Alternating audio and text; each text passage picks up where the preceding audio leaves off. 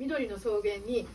真珠をバーッとこぼしたように羊が歩いている様子とかっていうのをね描写している様子が面白いのと、あとですねグールギーっていう単語が出てくるんですけど、これはなんだっけな、ヤギの管理、ヤギの群れを管理するときに声かけたりとかっていう、家畜に対してあれを乳搾りをするときにかける声とか声かけとか掛け声とかあるんですよ。マニアックですけど、グールギーって日本語でカタカナで書くとグールギーなんですけど、発音はグールギーなんですね。で、グールギールが巻き舌でグールギーで、それが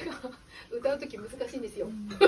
のテンポでそれが出てくるんね。で、もう日本人が聞いたどう聞いてもグーギーにしか聞こえないんですよ。でもルってちゃんと言ってるこのサイクさんのモンゴル語スキルをちょっとおおって思ってほしいな。誰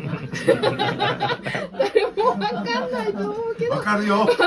横で毎回すごいなと思ってるのよ。これ歌うなと思って聞いてますよ、私は。でもね、忙しいけどモンゴルの発音すごい難しいんですよ。で、モンゴル語すごい難しいなと思うのはですね、例えば社会主義時代っぽい教科書でですね、これは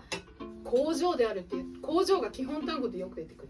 で、カタカナで見るとウィルドベルなんですよ。でも子音が3つとか平気で重なるので、これねウイトルって言うんですよ。で、私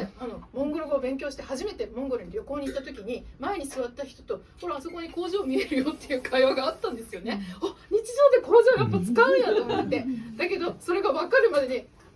ベルウイトルしてとか言われてもウィル